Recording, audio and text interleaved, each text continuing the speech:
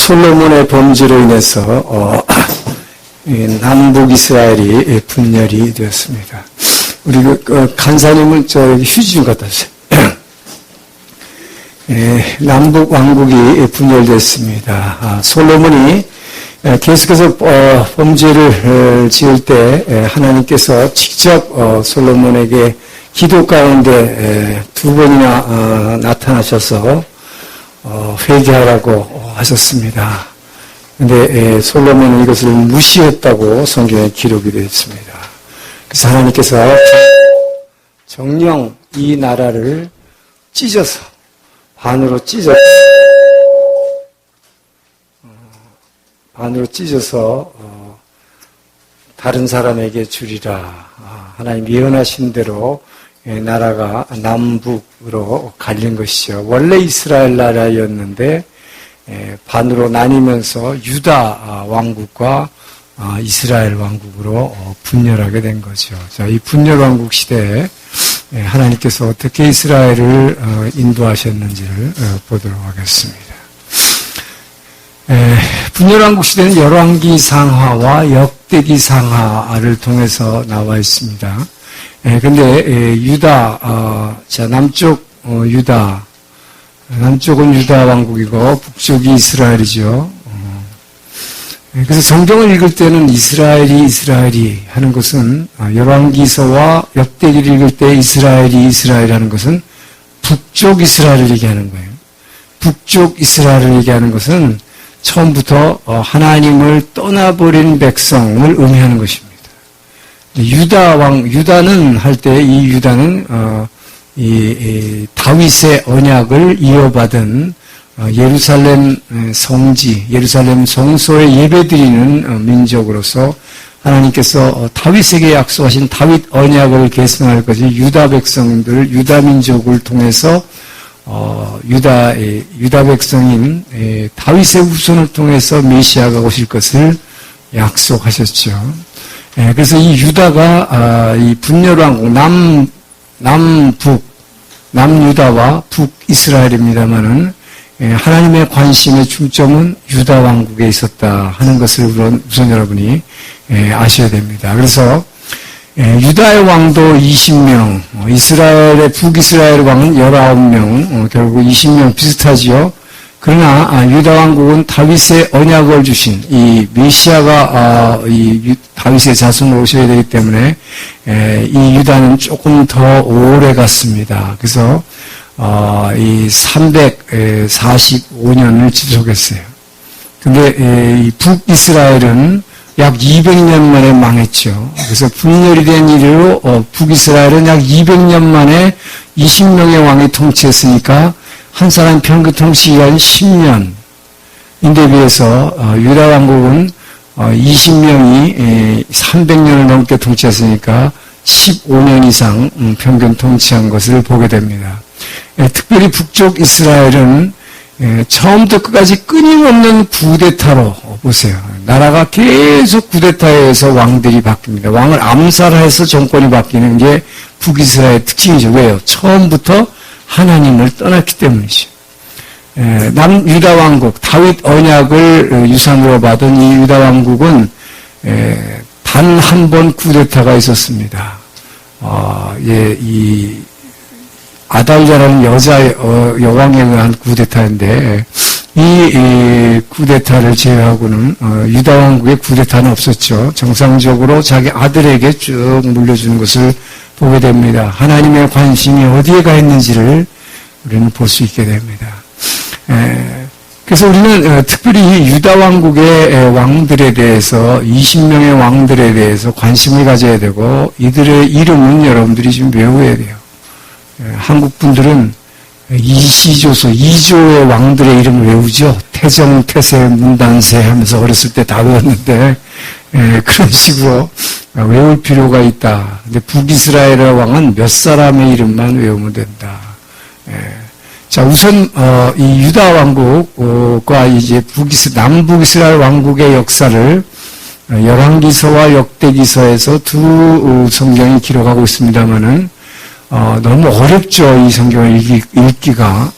이 남쪽 왕이 등장했다가 이스라엘 왕이 등장했다, 유다 왕이 등장했다, 이스라엘 왕이 등장했다, 막 왔다 갔다 하니까 이 열왕기상 하를 읽다 보면 정리가 하나도 안 돼요. 그래서 어렵습니다. 근데 역대기는 남쪽 유다 왕 이야기만 하고 있기 때문에 비교적 좀 쉬워요.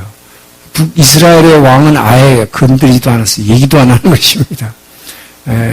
자, 그런데 이것을 지금 유모세 선교사께서 조금 더 쉽게 하기 위해서, 여러분들 이해를 쉽게 하기 위해서 이스라엘 유다의 역사를 이렇게 북열왕국의 역사를 5개로 나눴어요. 남북이 경쟁하는 시대, 유다와 북이스라엘, 남쪽과 북이스라엘 갈라지고 나서 경쟁하는 시대의 왕이 3명 있었고, 이게 1, 2, 3대 왕이죠. 그 다음에 남북 왕들이 화해하는 시대, 즉 한국에서도 과거에 김대중 정부와 노무현 정부에서 남북 화해 시대가 있었죠. 지금 이명박 정부와 지금 박근혜 대통령 정부에서는 북한하고 별로 화해하지 않고 있습니다.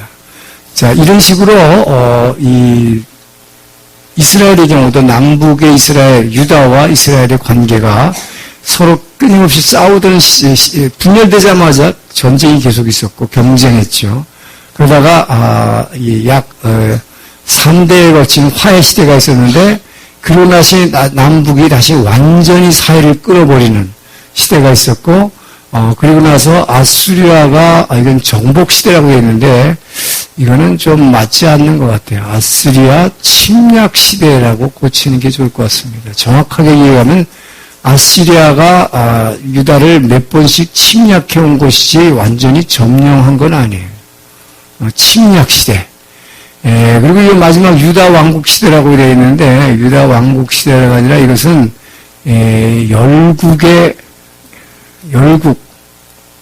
여러 나라들의 침략 시대 이렇게 하는 게 정확할 것 같습니다. 그러니까 아하스 왕 때부터는 아스리아가 침략해왔고 그 다음 히스기야 왕까지 그리고 므낫세 왕 때부터는 열국 바벨론과 애굽이 번갈아 가면서 침략을 당하는 시기다. 그래서 이렇게 시대를 나눠서 우리가 볼 필요가 있다는 것입니다. 자, 이건 전체적인 개관을 먼저 좀 얘기했고요. 그래서 먼저 남북 경쟁 시대, 이제 남북이 솔로몬 왕이 죽고 나서 솔로몬의 아들 르호보암이 첫 왕이 되면서 북이스라엘이 분리해서 독립해버린 거죠. 이 시대를 뭐라고 표현할 수 있느냐? 변변치 못한 두 개의 이 표현 아주 재밌긴 한데 두 개의 인류국가도 아니면서 이스라엘이 반으로 쪼개져 가지고 옛날에 인류국가였죠. 다윗 왕, 솔로몬 왕 때는 이 중동 지역 전체를 제패하는 인류국가였습니다. 1등 국가였어요. 주변에는 모든 나라들이 다윗과 솔로몬에게 조공을 바치는 그런 인류국가였는데 이제 분열되고 나니까 두 개의 인류국가끼리 반세기에 걸쳐서 약 50년에 걸쳐 무모한 경쟁이라기보다는 무모한 전쟁을 벌였다. 끊임없는 전쟁을 했습니다. 서로 죽이고 싸운 것이죠. 이게 분열의 특징이죠. 그죠? 서로 헤어지고 나면 막 죽이려고 그래요. 부부싸움하고 헤어지고 나면 어떻게 막 죽이려고 그래요. 그 비슷한 거예요. 인간의 죄성입니다.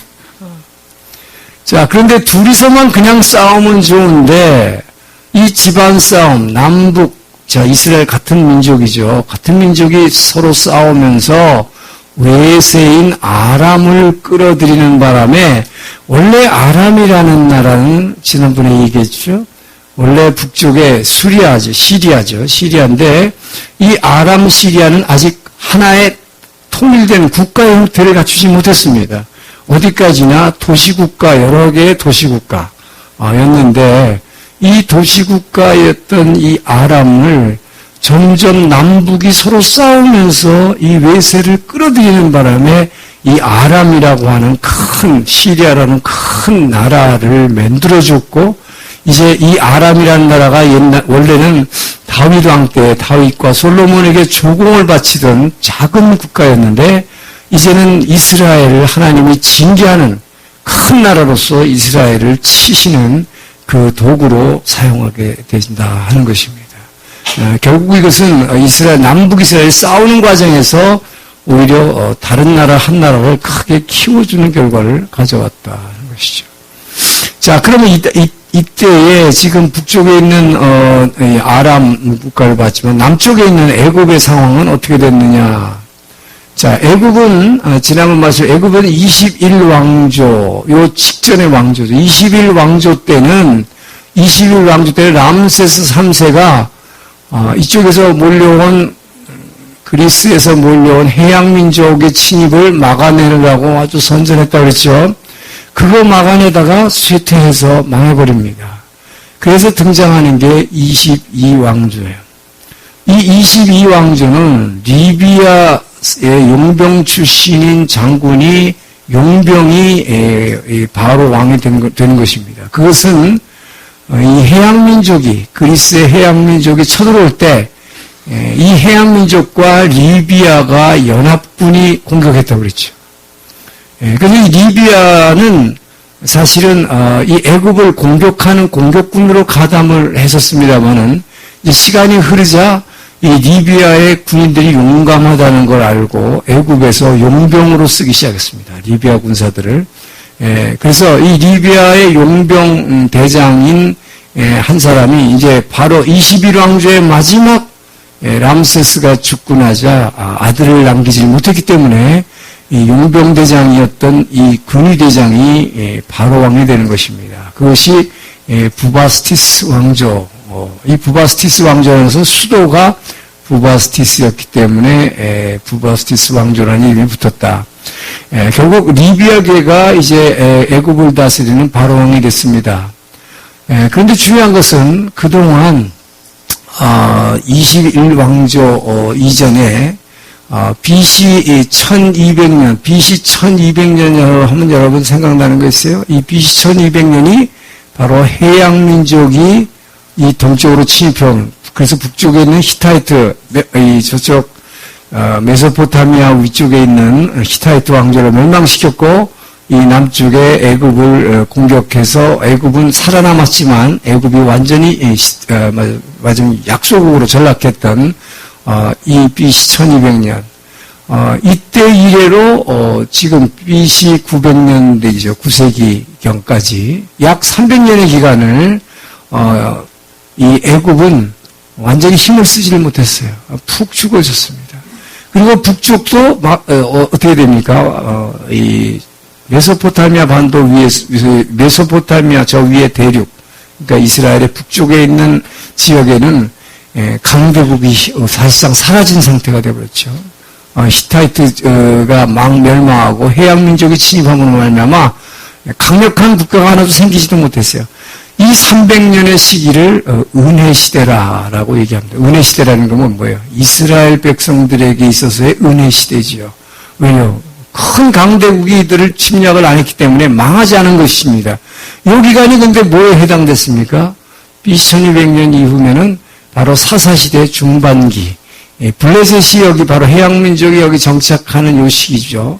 그러니까 마지막 사사 삼손 때부터 시작해서 그 다음에 단일왕국 120년간 사울왕, 다윗왕, 솔로몬왕. 요 시대가 결국은 뭐예요? 그리고 지금 분열왕국 시대 지금 초기, 요 단계까지는 강대국 애굽도 지금 쑥 죽어 있었고, 저 북쪽에서도 죽어 있었고, 300년 동안 이 땅을 건드릴 나라가 없었다. 그래서 다윗과 솔로몬이 이 지역의 제일 강대국이 될 수 있었다 하는 것이죠. 그런데 이제 분열되고 나서 나라가 지금 분열됐을 때 바로 이 22왕조, 리비아 출신의 부바스티스 왕조가 강력하게 등장하게 됩니다. 그동안 약속의 땅에 대해서 전혀 관심조차 기울이지 못했던 애굽이 이제 이스라엘에 대해서 다시 종주권을 행사하려고 하기 시작한다. 그것은 이제 조금 있다가 이제 왕들의 이야기를 하면서 자세히 보도록 하겠습니다. 이것이 주변 정세다. 자, 이런 주변 정세 상황 가운데 주변 정세에 그동안 300년 동안의 강대국들이 전부 다 약해져 있는 기간이었죠. 그러다가 이제 다시 애굽도 다시 일어나고 저 위쪽에서 아람이라는 나라도 일어나고 저 뒤에 아수르라는 나라도 일어나고 강대국들이 서서히 일어나는 국제 환경의 이런 분위기 가운데 남북은 분열을 맞이한다 하는 것입니다. 자, 이게 반으로 쭉 갈라졌어요. 우리는 보통 제가 성경 강의할 때 요게 뭐예요? 이쪽이 지중이죠. 이게 가나안 땅, 약속의 땅이에요. 그러면 남쪽 유다, 요게 남쪽이 유다고 북쪽이 이스라엘 이게 갈려졌는데 실제로 요 안에 이 요단강의 서쪽에만 있는 게 아니라고 그랬죠. 우리는 항상 알아야 될 게 남쪽 유다, 그럼 남쪽 유다는 요거 다예요. 요 옆에는 아직도 블레셋이 있습니다. 유다가 얼마나 작다는 거 여러분 알아야 돼요. 남쪽 유다 왕국이 다윗 왕국이라는 게 사실은. 근데 다윗 때는 이게 통일되어 있었기 때문에 큰 세력을 발휘했었는데 이게 이제 분열되니까 북쪽의 이스라엘의 지파가 10개 지파나 되죠. 남쪽은 유다 지파와 베냐민 지파 두 지파밖에 없어요. 그러니까 그런데 이스라엘은 영토도 요것만 있는 게 아니라 뭐예요? 요단 동편까지 여기까지 다 합니다. 얼마나 큽니까? 그러니까 이스라엘의 군사 병력 면에서 보면 유다의 2배가 넘는다 하는 것을 알 수가 있습니다. 그 중에 일부 이렇게 암몬이 차지하고는 있지만 나머지 이게 전부 이스라엘이에요. 그러니까 이렇게 남북이 분열됐다 하는 거죠. 그런데 이 분열된 이스라엘의 북쪽의 초대 왕이 여로보암이죠. 그것은 남쪽 유다의 솔로몬이 이제 죽고 그 아들 르호보암이 첫 왕으로 등극했을 때에 이 르호보암이 얼마나 어리석었는가. 자, 여러분 남북 분열의 원인은 뭡니까? 제일 중요한 원인은 솔로몬의 영적 범죄죠. 자신의 부인들을 많이 둬가지고 그 부인들이 가져온 우상들을 같이 섬기고 우상의 신전들을 만들어주기 시작하면서부터 타락하게 된 것이죠. 그것이 제일 중요한 원인이라고 성경은 얘기하고 있습니다.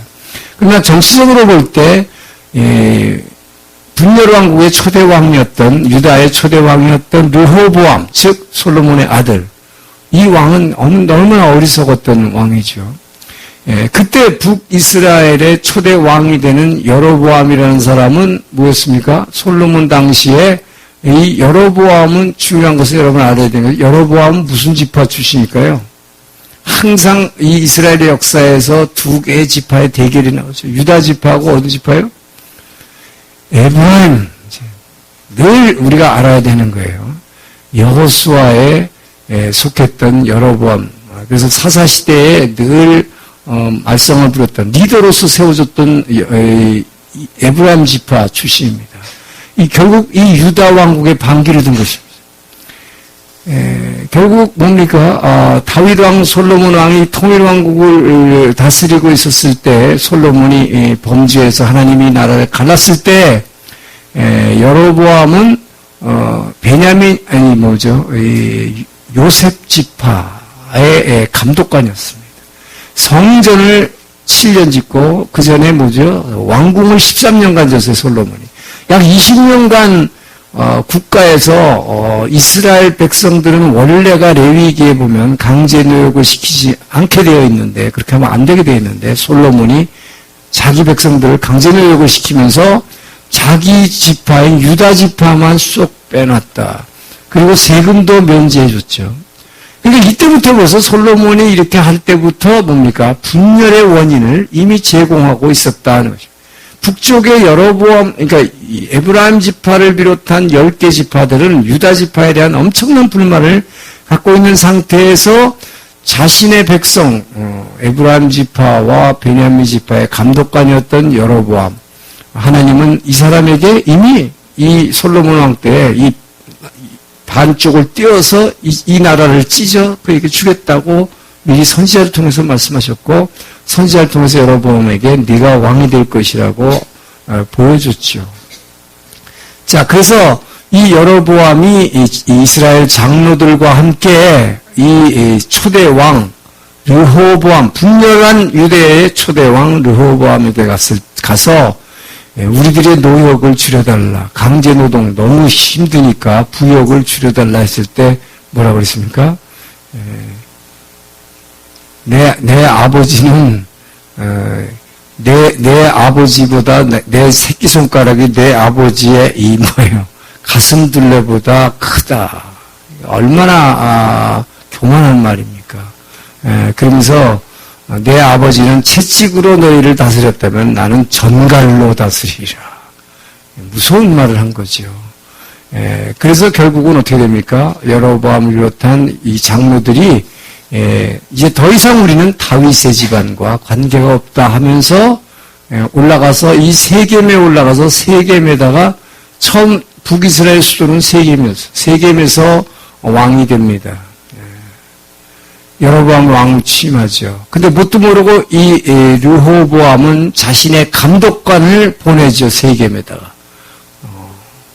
아직도 강제 노동시키려고.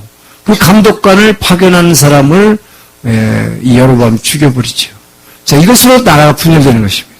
완전히 이제 독립돼서 북이스라엘과 유다가 분열되는 시대를 맞게 되는 겁니다. 자, 그리고 이제 초대왕, 지금 유다의 왕들에 대해서 이야기를 이제 시작하는 거예요.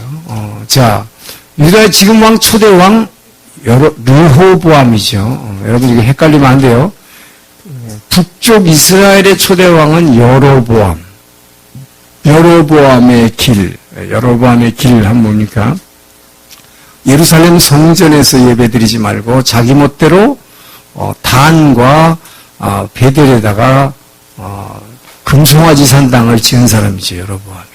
그러니까 북이스라엘은 출발부터 하나님이 버림을 받은 이유가 초대왕인 여로보암이 예루살렘 성전 신앙 신명기에 보게 되면 신명기 12장은 하나님이 지정한 그 성소에서 드리는 제물만 받겠다고 분명히 말씀하셨습니다. 그렇기 때문에 이스라엘은 분열이 됐든 정치적으로 나눠졌든 어떻게 됐든 반드시 예루살렘 성전으로 와서 예배드려야 돼요.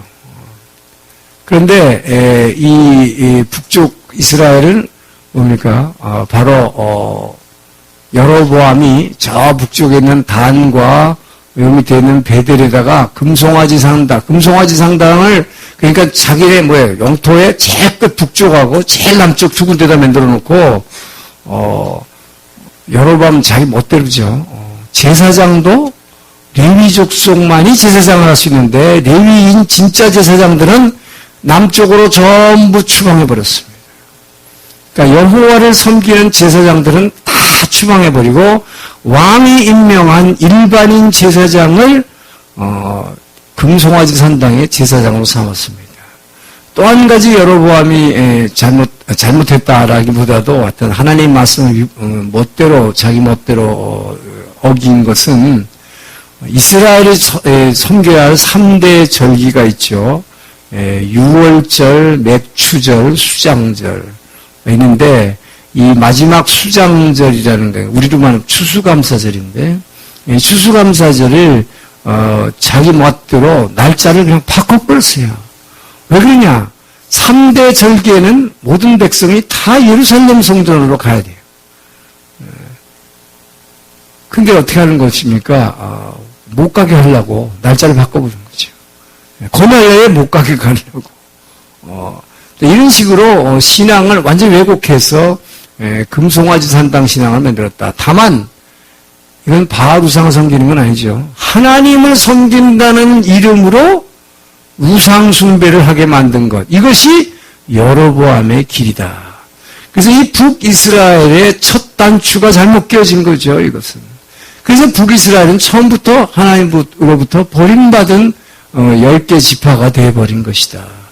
그래서 아까 처음에 왕들의 이름을 얘기할 때 북이스라엘의 왕들은 배울 필요가 없다. 제가 말씀한 이유가 그거예요. 그들은 전부 다 죄 지은 왕들이라고 성경은 얘기하고 있기 때문에 어느 한 사람, 좋은 사람은 없고 그 중에서 더 나쁜 왕의 이름만 이제 부각되는 거예요. 그 이름만 외우면 된다. 나중에 나오겠죠. 자, 그런데 지금 이제 남쪽 이야기를 하는 것입니다. 유다 왕국의 첫 왕, 지금 르호보암이죠. 이 르호보암은 처음에는 좀 잘해보려고 그랬어요. 왜 그랬을까요? 여러분, 르호보암은 어떤 삶을 살았을까요? 자, 솔로몬은 아버지 다윗 왕이 하는 것을 보고 자랐어요. 그래서 어린 시절, 청년 시절에는 굉장히 신앙이 좋았죠. 그래서 일천번제를 드린 거예요. 왕이 되자마자. 아버지 신앙을 처음에 닮았죠. 그래서 하나님이 지혜를 주셨고, 그래서 지혜서인 전도서, 잠언, 아가서도 썼죠. 그러나 나중에 이제 이 아내들을 1000명 이상씩 드리기 시작하면서 범죄하기 시작했고 우상 숭배하기 시작했는데 이 솔로몬이 타락하는 과정을 누가 잡았을까요? 그 아들인 르호보암이 보면서 자란 것입니다. 그러니까 이 르호보암이 하나님을 잘 섬길 수가 없게 돼 있다는 것이죠. 왜요? 자기 아버지 하는 걸 보니까 맨 여자들하고 맨날 다른 여자 바꿔가면서 그리고 우상 숭배하는 거, 기도하는 옛날의 모습을 볼 수가 없는 것이죠. 자, 그런 르호보암이 초대 왕이 됐으니 이 유다의 첫 단추가 잘 끼워질 리가 없다. 그러나 감사한 것은 하나님은 이 다윗 언약을 주신 이 유다 백성, 이 유다에 대한 축복은 이스라엘, 야곱이 죽기 전에 창세기 49장에서 축도할 때 이미 약속한 거죠. 그죠? 유다를 통해서, 이 메시아가 올 것이라는 약속을 했습니다. 예언했습니다. 그 후부터 계속해서 지금 이 유다에 대한 축복은 끊임없이 이게 변함이 없어요. 그래서 하나님은 이 백성을 지금 지키시기 위해서 첫 왕 르호보암이 이렇게 어리석고 르호보암은 끊임없이 지금 죄를 지으려고 하고 있고 죄를 많이 짓습니다. 다만 다행히도 뭐예요?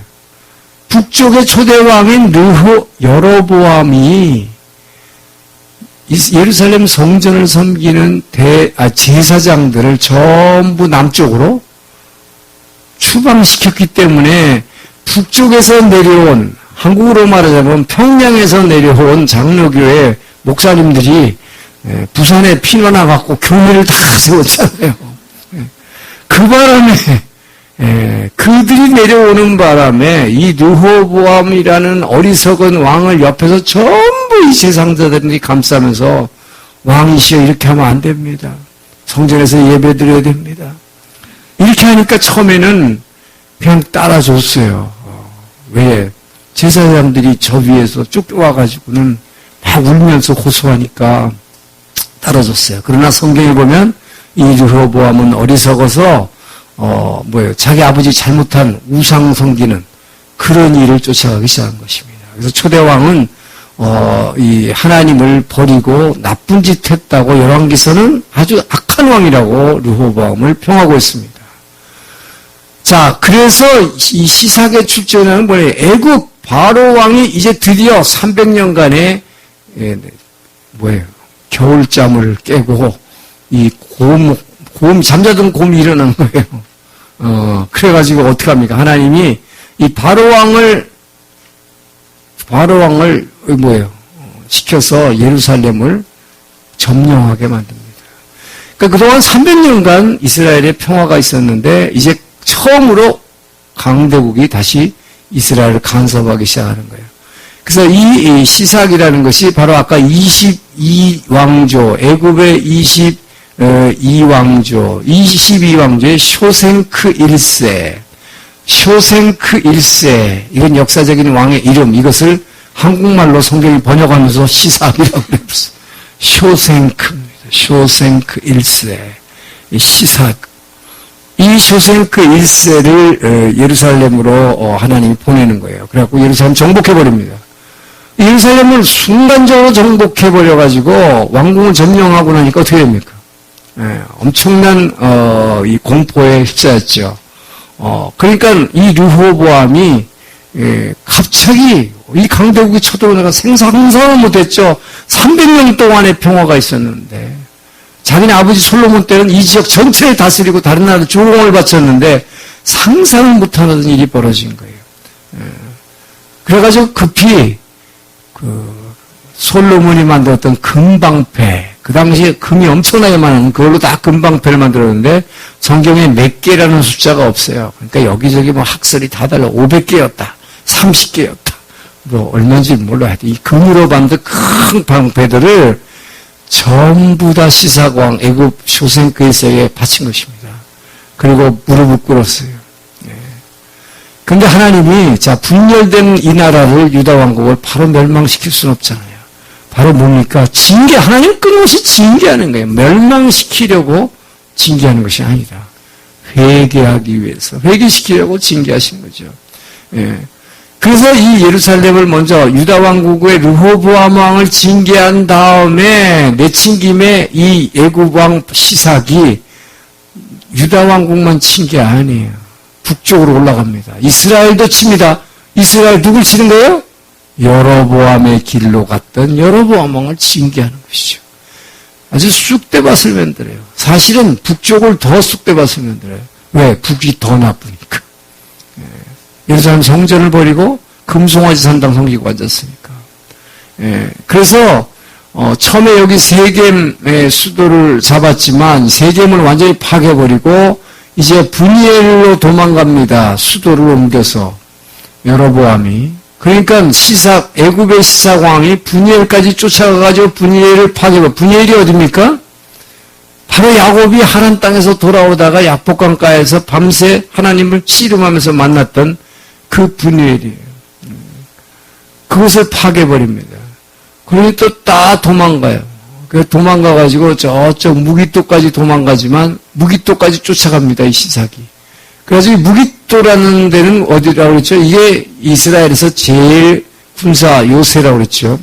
근데 하나님이 왕들에게 뭐라고 명했습니까? 너희들은 애굽에 가서 말을 서지 말고 절대 병거부대 만들지 말라. 이 땅을 지키는 것은 여호와다. 전쟁은 하나님께 속하였나니 너희가 싸우는 게 아니다. 이스라엘 왕은 절대로 말과 병거부대를 기병부대를 만들어서는 안 됐습니다. 그런데 솔로몬이 그 하나님의 말씀을 어기고 무기토에다가 엄청난 병거부대를 창설했죠. 요새화한 것입니다. 왜요? 자기가 이 중동 지역의 말하자면 제왕이 된 거지요. 황제가 된 거죠. 그래서 자기가 이 무력을 갖고 다스리겠다 생각한 거죠. 바로 이 무기토 요새를 바로 이 애굽의 시삭이 쇼생크에스가 완전히 파괴해버렸어요. 지금까지 그대로 파괴된 채로 남아있습니다. 자, 이렇게 하고 돌아왔어요. 이것이 말하자면 애굽이 올라와가지고 처음으로 분열된 유다와 북이스라엘 왕국을 징계하신 사건입니다. 자, 그랬더니 이 르호보암은 우리말의 한국말 속담에는 일본말로 뭐라고 하는지 모르겠어요. 소 잃고 외양간 고친다. 정은경 집사님. 소 잃고 나서 외양간 고친다. 우리 마사코 센세이가 어떻게 번역하는지 모르겠어요. 이렇게 당하고 나서 이제 요새들을 쌓는 거예요. 이거 어리석은 일이죠. 애굽한테 한번 당하고 나니까 막 혼쭐이 난 거예요. 자, 이 예루살렘 성을 지키기 위해서 이렇게 엄청난 요새들을 짓습니다. 이렇게. 근데 지금 이게 다 어디를 향하고 있어요? 애굽으로부터 지키겠다는 거죠. 근데 지금 실제로 전쟁은 이제 어디서 걸어옵니까? 북쪽에 있는 이스라엘이 쳐내려오는데 여기는 텅 비어놓고 애굽이 계속 쳐올 것만 여기다가 지금 요새를 쌓고 있어요. 얼마나 어리석은지 모르지요. 그러니까 인간이 이 이스라엘 땅, 여러분 하나님이 선택한 백성을 집어넣은 이 약속의 땅, 이것은 하나님이 지키겠다고 그랬습니다. 인간의 지혜로 하려니까 이렇게 어리석은 짓만 하는 거예요. 아무 소용이 없죠. 자, 그리고 나서 이제 두 번째 유다의 두 번째 왕 2대 왕입니다. 지금 이렇게 유다의 왕들을 한 명씩 살펴가는 거예요. 두 번째 2대 왕이 아비야인데 여러분 이 열왕기서와 열왕기 왕상하 열왕기 상하 자, 列王記第1に、それから역대하, 역대 역대상하는 이렇게 안 쓰죠.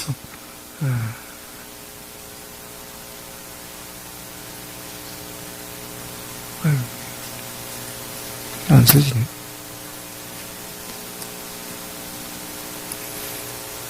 자, 열왕기 상하, 역대 상하. 열왕기 레츠오키의 저자는 예레미야를 봅니다. 예레미야 선지자.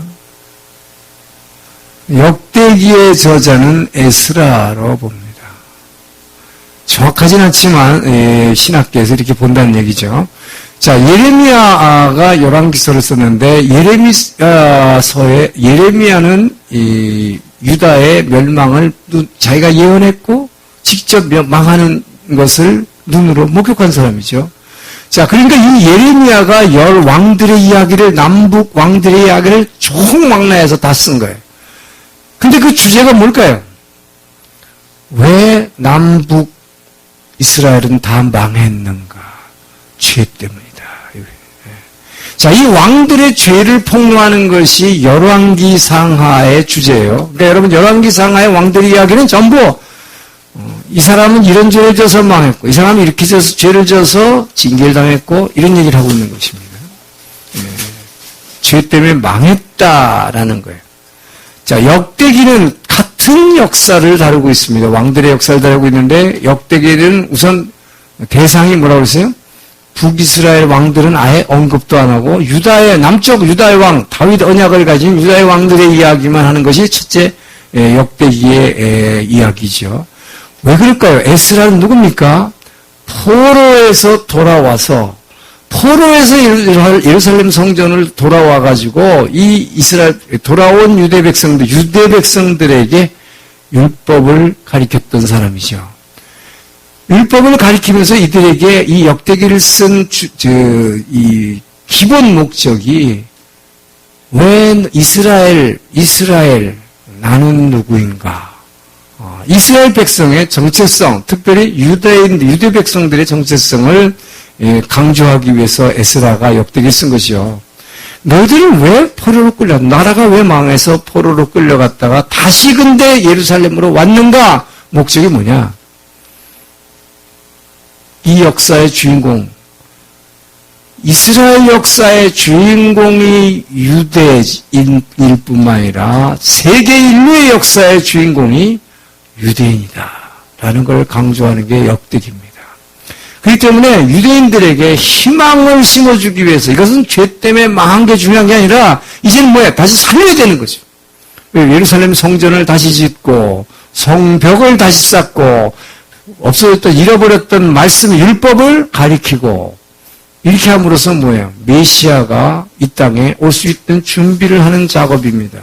그렇기 때문에 유대인을 통해서, 유대 지파를 통해서 다윗의 자손으로 오실 메시아, 거기에 초점이 있는 거예요. 그래서 온 인류의 역사의 주인공은 유대인이다, 너희들이다 하는 것입니다.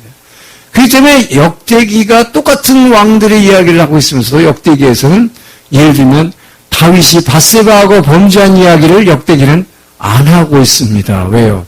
죄가 중요한 게 아니라 회복이 중요한 것이다. 그렇기 때문에 역대기는 하나님이 유대인들을, 이스라엘 백성을 얼마나 사랑하고 이들을 통해서 어떻게 회복하시려는 얘기를 하고 있어요. 자, 그래서 왜 지금 그 얘기를 먼저 설명하는가? 아비야의 2대 왕, 유다의 두 번째 왕, 이 사람의 이야기를 보려면 여러분 헷갈립니다.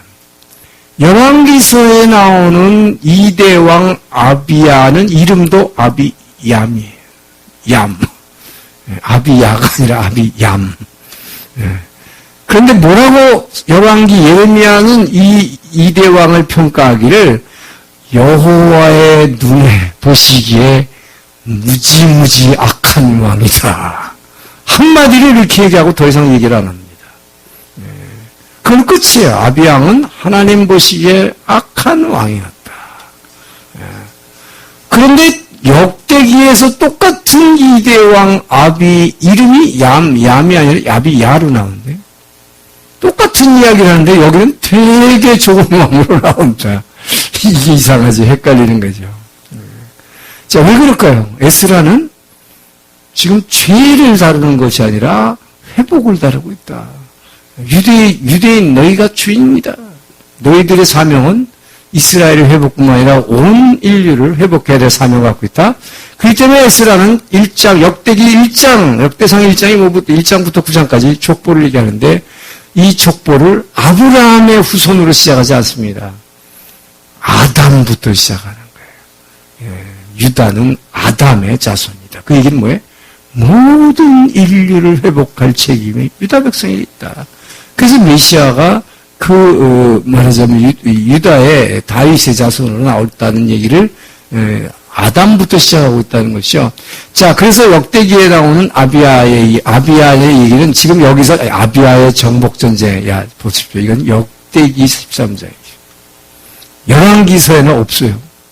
열왕기서는 아비야는 뭐예요? 나쁜 X다. 이렇게 나와요. 역대기에서는 근데 정복을 했다. 뭘 정복하면? 이스라엘 북쪽 땅을 정복한다는 거죠. 자, 이것은 이 아비야가 먼저 전쟁을 거는 거 아니에요. 북쪽 이스라엘이 쳐들어왔는데, 자, 그 당시에 휴전선, 남북 휴전선이 이겁니다. 남북 휴전선. 휴전선이 여기인데, 북쪽에 이스라엘 여로보암이 쳐들어왔어요, 이렇게. 북쪽이 쳐들어왔어. 북쪽이 쳐들어와서 이 스마라임이라는 곳에 진을 쳤습니다. 갑자기 북쪽이 쳐들어온 거죠. 자, 이 쳐들어온 북쪽 이스라엘 왕을 향해서, 그 군대를 향해서 아비야가 일장 설교를 합니다. 아주 간단한 설교. 1분짜리 설교를 해요. 뭐 긴 얘기 안 해요. 역대하 13장 5절에 나오는 말씀입니다. 뭐라고 아비야가 이스라엘의 왕과 이스라엘 사람들에게 말하느냐. 하나님께서 소금 언약을 세우셨다. 소금 언약이라는 게 뭐예요? 썩지 않는 영원한 언약을 세우셨는데, 이 소금 언약이라는 단어는 성경에서 딱 2번밖에 안 나오는데, 지금 여기서 역대하에서 소금 언약을 세웠다고 나옵니다. 이 아비야가 말하는 거예요. 이 악한 왕이라는 아비야가 뭐라고 얘기하느냐? 아비야가 딱 하나 알고 있는 게 있었다. 뭐예요? 바로 유다 지파에게 다윗 언약을 주셨다는 걸 알고 있었던 거예요. 예. 자, 다윗 언약이 뭐냐? 하나님은 소금 언약을 세워서 이 이스라엘 땅, 이 나라를 다윗과 그 자손에게 주겠다고 말했다는 것을 너희도 알고 있지 않느냐? 이 말 한마디. 이 말 한마디의 결과가 어떻게 됐을까요? 쳐들어왔던 북이스라엘 왕과 군대들이 그냥 손 놓고 도망가 버렸어요. 왜 그랬을까요? 그 말이 맞기 때문이죠. 자기네들도 이스라엘 백성이라면 다윗에게 하나님이 무슨 언약을 세웠다는 거 알죠? 다윗 언약이 뭡니까? 역대하 7장 8절에서 16절까지 나온 다윗 언약을 보게 되면 하나님께서 다윗에게 뭐라 그러지? 너와 내 집이 내 앞에서 영원할 것이며 할렐루야. 너와 내 집이 내 앞에서 영원할 것이다. 내 자자손손 내 집안에서 왕위가 계속 이어질 것이다. 하나님이 약속했기 때문에. 그러니까 무슨 얘기입니까? 이 이스라엘 땅의 왕은 다윗과 그 다윗의 자손으로 오는, 지금 아비야가 누구예요? 그 다윗의 후손이잖아요. 그런데 지금 쳐들어온 북이스라엘은 뭐예요? 다윗의 자손들이 아니잖아요. 그냥 지네들끼리 막 구테타하고 막 하고 뭐 이렇게 생기는 왕들이지. 그러니까 이 말에 그냥 달아난 것입니다. 달아나니까 쫓아가가지고, 자, 베델, 제일 중요한 베델이 뭡니까? 바로 북이스라엘의 금송아지 산당이 있는 곳이잖아요. 그럼 성전이 있는 곳이 얼마나 중요한 곳이에요? 점령해버린 것입니다. 그래서 이게 정복이라고 그러고, 점령했죠.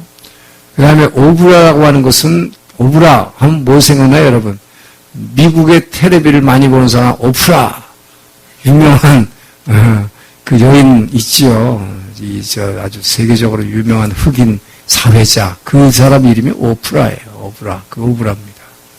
기드온이 나타났던 기드온의 고향. 오프라죠. 그리고 여사나라고 하는 곳을 정복했어요. 그래서 이 아비야가 유다의 땅을 이만큼 확장하게 된 거죠. 원래는 휴전선이 여기였는데 이만큼 얻었다. 이건 뭘 얘기합니까? 아비야가 뭐 이렇게 잘났다고. 단지 하나 뭐야? 여호와를 아는 지식이 있었다. 할렐루야. 여러분이 이 하나님을 아는 지식을 사모해서 이 자리에 나오신 여러분에게 이 축복이 있는 거예요. 아비야는 악한 왕이라고 열왕기 예레미야는 얘기하고 있지만 불구하고 하나님을 아는 지식, 하나님의 약속을 가진 사람, 이 사람의 한마디가 수십만의 적군을 물리칠 수 있다 하는 이야기를 지금 하고 있는 것입니다. 그래서 이렇게 이 두 저자에 따라서 열왕기와 역대가 똑같은 왕을 평가하는 게 다르지만 이것을 종합해 볼 때 제가 성경에 강의할 때 얘기했지만 유다의 왕들은 공통점이 있어요. 모두가 20명의 왕들이 처음엔 잘했다, 잘하려고 애썼다, 그러나 망했다. 이거예요. 저와 여러분의 모습하고 비슷하지 않아요? 처음에는 잘하려고 그랬는데 하나님이 축복해 주시니까 반드시 타락했다. 그 얘기예요. 자, 그 다음에 이 에티오피아 용병 이야기는 세 번째 왕, 유다의 세 번째 왕 아사 왕의 이야기입니다.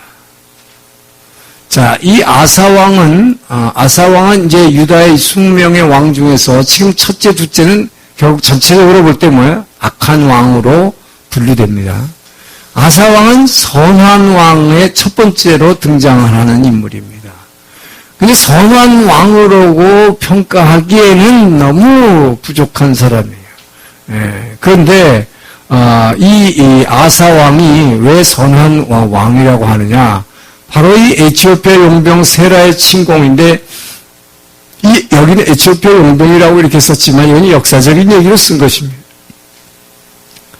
성경에는 뭐라고 되어 있어요? 역대에는 구스의 100만 대군을 물리쳤다 해서 아사가 구스라는 게 에티오피아, 오늘날의 에티오피아하고 옛날의 구스죠.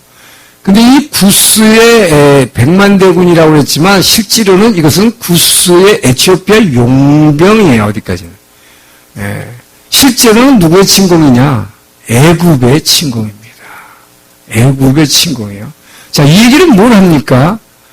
아까도 얘기했지만 이제 강대국으로서 애굽이 끊임없이 간섭하기 시작한다는 거예요. 300년간 잠자던 이 곰이 동면에서 일어났어요. 겨울잠에서 일어났어요.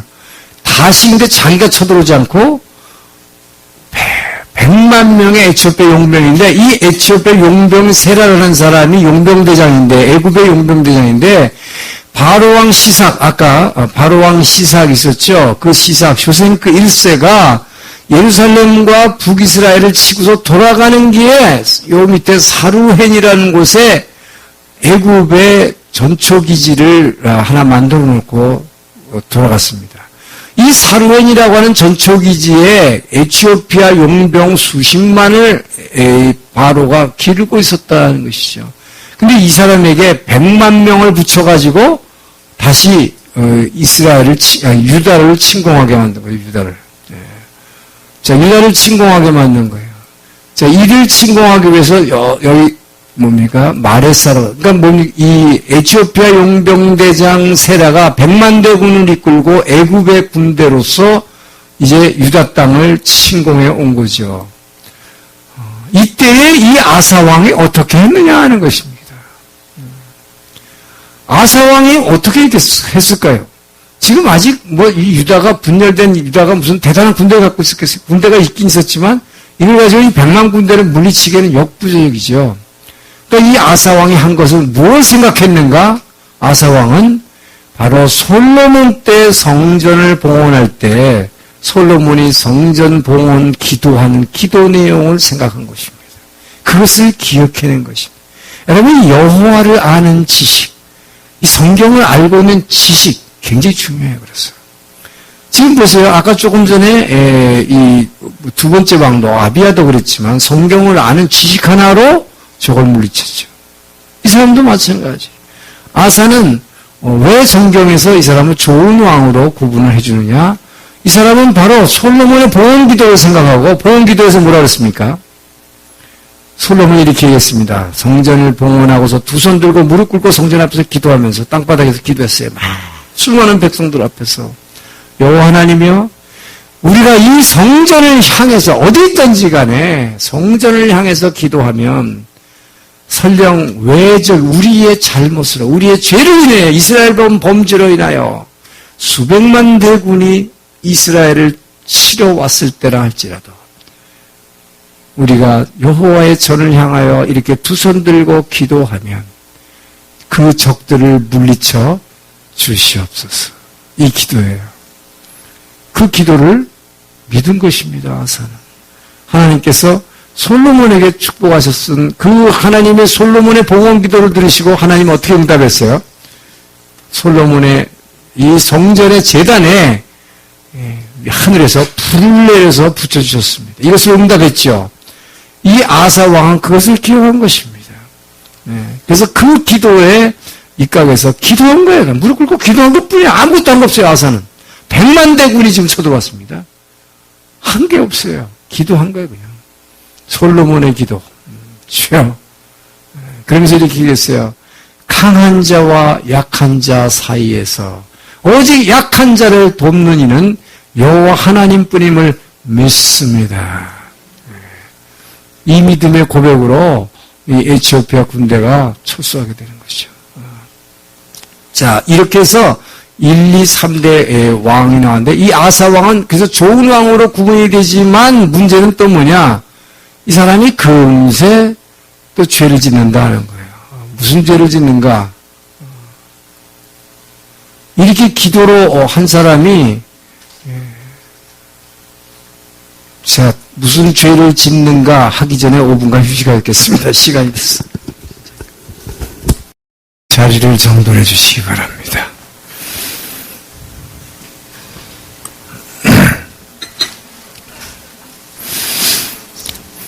자, 이 아사 왕은 굉장히 좋은 왕으로 기도해서 적을 물리친 왕으로 되어 있는데 이 사람도 또 죄를 짓죠.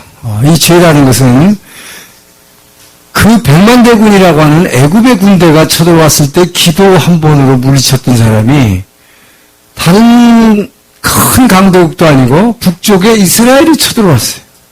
이 북쪽의 이스라엘이 북쪽의 세 번째 왕인 바하사 왕입니다. 그러니까 북이스라엘이 쳐들어왔어요. 근데 쳐들어왔는데 이들이 베델 땅을 원래 뺐겠죠. 그러니까 베델을 이제 회복하기 위해서 쳐들어온 김에 바로 예루살렘 코앞에 있는 라마를 갖다가 요새화합니다. 요새화. 그 얘기는 뭐예요? 남쪽 군대가 훨씬 약하다는 얘기죠. 그러니까 북쪽 군대가 쳐들어와가지고 베델을 회복하면서 라마라고 하는 곳에 이게 이제 예루살렘 바로 앞에 여기 보세요. 왼쪽에 보게 되면 예루살렘 성에서 9km밖에 안 떨어지니까 굉장히 가까운 곳입니다. 여기서 아마 5m 정도 될 거예요. 이렇게 가까운 곳에다가 북쪽 군대가 와가지고 진을 쳐버리니까 얼마나 겁을 먹었겠어요. 자, 이렇게 굉장히 겁을 먹었습니다. 아사왕은. 그러다 보니까 아니 100만 군대 왔을 때 기도 한 방으로 물리쳤던 사람이 무슨 짓을 하느냐. 바로 이 땅은 전쟁은 하나님께 속했다는 이 믿음을 버려버리고 저 북쪽에 있는 아람 왕한테 부탁하는 것이요. 그것도 성전에 있는 모든 금, 이 보물들을 다 긁어모아가지고 이 아람 왕 베나닷, 이 아람 왕 베나닷에다가 말하자면 뇌물을 바치는 것입니다. 뇌물을 바치고 어떻게 하라는 거예요? 아람 왕 베나닷 보러 이 이스라엘, 북쪽 이스라엘의 이 북쪽을 좀 쳐달라, 공격해달라는 것입니다. 그렇게 하면 어떡하겠어요? 돌아가겠죠. 이것을 하나님이 제일 싫어하시는 거예요. 성경에 보게 되면 하나님은 유다의 왕이 하나님을 의지하지 않고 다른 왕들의 힘을 빌려가지고 이 나라를 지키려 하는 거, 이걸 제일 싫어하세요. 인간의 힘으로 하려고 하는 거. 하나님은 이스라엘 백성을 이 땅에 집어넣은 이유는 하나님께 온전히 예배하는 백성. 자, 예배함으로 이 세상의 모든 삶 가운데 축복과 승리를 얻을 수 있다 하는 것이 하나님이 이스라엘 백성을 약속의 땅에 집어넣은 목적이지요. 그런데 이 아사 왕이 전에는 기도했던 사람이 한 번 승리를 맛본 후에는 이제는 딴짓을 하게 된다 말이에요. 인간의 지혜에 따라서 말하자면 황금을 바치고서 이 다메섹 군대가 이스라엘을 치게 만듭니다. 그랬더니 베나닷 왕이 이 북쪽의 이스라엘을 치는 거예요. 북쪽의 이스라엘을 치는데 이 중에 아주 중요한 도시 단이 성전이 있는 곳이죠. 그 다음에 하솔이라는 가장 큰 도시, 옛날에 애굽에서 이곳에 말하자면 큰 도시를 세웠다고 그랬는데, 자, 이것들을 갖다가 다메섹이 베나닷 왕이 쳐들어와가지고 완전히 박살을 내버립니다. 완전히 다 그냥 부셔버려요. 기겁을 한 북쪽의 바하사 왕이 철수를 하겠죠. 철수를 합니다. 자, 그래서 철수를 함으로써 결국은 어떻게 되냐? 이 전쟁을 결국은 이 아사 왕이 이기는 것으로 끝나지만 이것을 통해서 하나님은 어떻게 하시는가? 이 아사 왕이 하나님을 의지하지 않고 기도했던 사람이 이렇게 하나님이 제일 싫어하는 방법으로 인간의 다른 나라의 도움을 빌려서 이렇게 전쟁을 이끌어내는 걸 보고 아사에게 발에 병을 주죠. 그래서 발병이 나서 아마 발을 걷질 못하고 질질질 끌고 다닐 것 같아요. 그래서 이 아사왕은 말년에 너무 발이 아파가지고 자기 아들인 여호사밧, 이 여호사밧 4대 왕이었는데 여호사밧에게 왕위를 넘겨주고 3년 동안 섭정을 하는 이런 기간을 갖게 됩니다. 자, 여기와 관련해서 제가 한 가지 여러분에게 좀 참고되는 이 역사 얘기를 하나 하려고 해요. 이것은 지금 여기서 보십시오. 지금 유다 왕이 지금 뭘 했습니까? 북이스라엘을 갖다가 치기 위해서 어떤 방법을 쳤습니까? 뒤에 있는 강대국과의 이 조약, 협약을 맺어서 동맹관계를 맺어가지고 이 북이스라엘을 지금 치게 만드는 이런 거였죠. 자, 이런 것은 이 세상의 역사에서 너무나 많습니다. 이 세상의 모든 소위 말하는 이제 외교와 전쟁이라는 것은 늘 같이 동전의 양면이에요. 전쟁을 하기 위해서는 외교를 통해서 어떤 나라와 동맹을 맺지요. 그래서 그 나라를 붙잡아 놓고 자기네하고는 싸우지 않도록 해놓고는 다른 나라를 칩니다. 이것이 인류 역사에서 어떤 나라와 관계에 있어서도 다 공통된 이 점이다 하는 것이죠. 자, 여기서 오늘 제가 여기 계시는 우리 일본 성도님들에게 좀 양해를 구하면서 이야기를 좀 하려고 그래요. 뭐냐면 이 한일 관계입니다. 한일 관계는 민감하기 때문에 제가 예배 시간에 일체 얘기 안 해요. 근데 이 성경 공부 시간이기 때문에 특히 지금 역사 얘기 시간이기 때문에 이것을 통해서 저는 최소한 우리 오사카 온누리 교회의 일본인 성도분들은 이걸 알았으면 좋겠다 생각해요. 왜 한일 간에 이 역사 문제만 나왔다면 한국인들이 왜 그렇게 그냥 얼굴이 벌개지면서 흥분하는가? 왜 금방 그렇게 그야말로 하라가 닿지마스까? 이것을 알아야 된다 하는 것입니다. 왜냐하면 일본에서는 역사 시간에 그걸 가르치지 않기 때문입니다. 왜 한국인들이 한일 간의 과거 얘기를 하면 막 금세 이렇게 확 달아오르는가? 자, 그것은 이제 일본이 한국을 침략할 때, 침략이라기보다 한국을 합병하기를 원했죠. 일본은 한국을 단지 정복하기를 원하지 않았습니다. 한국을 완전히 일본의 한 부분으로 합병하기를 원했습니다. 갑베이. 그래서 결국 1910년에 닉간 갑베이 조약을 맺게 됩니다. 자, 이것을 위해서 일본이 어떻게 했느냐. 결국은 한국이라는 당시의 조선, 이 조선 땅을 정복하고 합병하기 위해서 어떤 일을 했는가? 지금 여기서 비유를 하자면 지금 이 유다를 일본으로 친다면 여기가 조선이에요. 이 조선을 지금 조선을 갖다가 정복하고 싶은데 이것을 위해서는 이 뒤에 있는 강대 세력의 힘을 이용하지 않을 수 없죠. 지금 그동안에 이 조선을 갖다가 그동안 오랫동안 지배온 게 여기 있는 담에석처럼 뭐예요? 중국이죠. 이 조선 땅은 중국의 1000년 이상의 지배를 받은 땅입니다. 그렇기 때문에 이 조선을 갖다가 정복하기 위해서는 뒤에 있는 중국을 치지 않고는, 중국과의 전쟁을 하지 않고는 도저히 이 땅을 점령할 수 없죠. 그래서 일본이 결정한 것이 일청전쟁, 청일전쟁입니다. 제일 먼저 청나라를 치지 않고는, 중국을 치지 않고는 조선을 말하자면 정복할 수 없기 때문이죠. 자, 그래서 중국과의 전쟁, 청일전쟁을 했어요. 그래서 중국과의 전쟁에 가서 기습전쟁을 해가지고 이기게 됩니다. 근데 중국을 치는 데에는 다른 어떤 열강들, 예를 들어서 미국이나 영국이나 프랑스나 다른 나라들이 아무 간섭을 하지 않았어요. 왜요? 자기네들도 그 당시 중국을 막 이렇게 말하자면 식민정책을 통해서 땅을 빼앗고 있을 때였기 때문입니다. 그래서 먼저 청나라를 청일전쟁을 이겼습니다. 그게 1894년이죠. 그래서 청일전쟁을 이기고 나서 1895년 그 다음 해에 병자수호조약이라는 걸 맺어서 조선과 말하자면 이 평화조약을 맺게 되는데 겉으로는 평화조약이지만 외교권을 빼앗아 버린 것이죠. 먼저 외교권을 뺏었습니다. 그런데 그것으로 조선을 정복할 수가 없었어요. 왜요? 그 일이 있고 나서 이 당시의 고종, 조선의 왕이었던 고종의 왕이었던 민비가 결국 조선이 살아남기 위해서 어떻게 해야 될 것인가?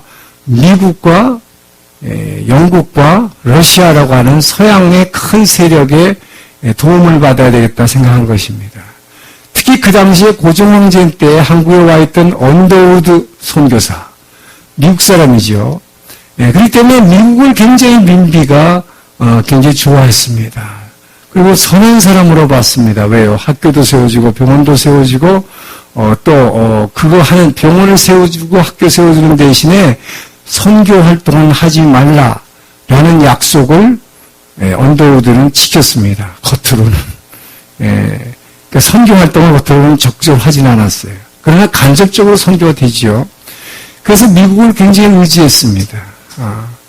그런데 이 모든 것들을 일본은 당시에 서울에 있던 말하자면 공사관, 그 당시 대사관 없었어요. 전부 공사관을 통해서 다 파악을 하고 있었습니다. 그리고 청나라가 말하자면 일본에 의해서 전쟁에서 치고 우리가 외교권을 뺏기고 그런 가운데 민비가 계속해서 왕의 왕후가 러시아 쪽에다가 관심을 계속, 왜냐하면 영국도 도와주려고 하는, 미국도 도와주려고 안 합니다. 그러니까 결국 붙을 나라는 러시아밖에 없다고 생각했습니다. 당시에 외교 정세를 국제 정세를 몰랐기 때문에 러시아가 그 당시 이미 쇠약해서 무너지고 있는 나라라는 것을 조선 왕조는 알지 못했던 것입니다. 그래서 강대국이었기 때문에 러시아도 큰 나라라고 생각했기 때문에 러시아를 의지했고 러시아하고 자꾸 친해지려고 하고 하는 걸 보고 일본 정부가 말하자면 불한당들을 시켜서 민비 왕후를 살해하지요. 궁중에 들어가서. 일본 성도들은 그걸 아셔야 돼요. 일본이 과거에 얼마나 한국에 나쁜 죄를 지었는지 알아야 돼요. 왜 한국 사람들이 이렇게 분노하는지. 여러분들도 그걸 알 필요가 있어요. 남의 나라 왕실의 왕후를 말하자면 야구자를 시켜서 죽인 것입니다. 왕궁에, 궁중에 들어가서. 그러니까 국민들이 놀라 굉장히 충격을 받았죠. 제일 충격받은 게 누굴까요? 고종 황제 왕이었습니다. 자기 목숨에 위협을 느낀 자기 아내가 궁중에서 살해를 당했으니까 모든 사람들이 보는 앞에서 살해를 당했어요. 그것도 깡패들에게. 너무 불안하고 공포에 휩싸인 고종 황제가 어디로 도망갔겠습니까? 러시아 공사관, 당시 대사관이 없었기 때문에 러시아 공사관으로 일국의 왕이 살기 위해서 도망을 간 것입니다. 그것을 역사에서는 배웠죠. 아관 파천, 러시아 공관으로 왕이 도망간 사건이죠. 자, 그렇게 되니까 일본이 조선 땅을 점령하기 위해서 할 수 있는 방법은 뭡니까, 이제? 러시아를 공격하고 러시아와의 전쟁을 하지 않고는 이 조선을 정복할 수 없다는 것을 판단한 것이죠. 자, 그래서 이제 바로 지금 이거예요. 이것이 일본이라면 이 뒤에 있는 러시아를 이제 중국은 망했고 이겼고 러시아를 치러, 그것이 바로 미치로戦争, 노일 전쟁인 것입니다. 노일 전쟁을 일으킨 거죠. 자, 그런데 중요한 것은 이 러시아와의 전쟁을 위해서는 과거에 청나라하고 전쟁하는 데는 강대국과의 협약이 필요 없었어요. 근데 러시아는 백인들이죠. 그러니까 또 유럽 국가지요. 그러니까 유럽을 상대로 일본이 처음으로 도전하는 큰 세계 전쟁이었습니다. 이를 위해서는 중요한 것이 러시아를 제압하기 위해서는 영국과 미국의 도움이 필요했습니다. 일본은 당시 외교를 참 잘했어요. 자, 그래서 그 당시에 자 보십시오.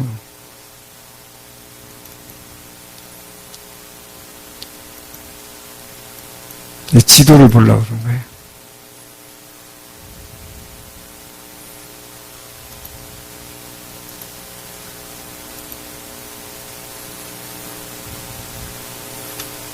자,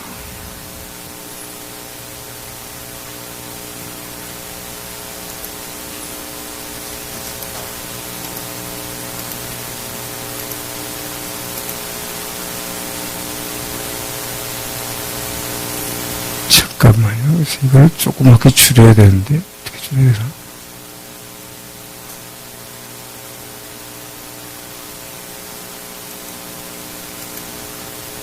잠깐만요.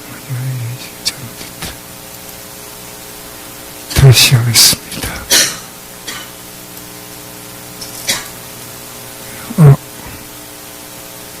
잘못했어요. 또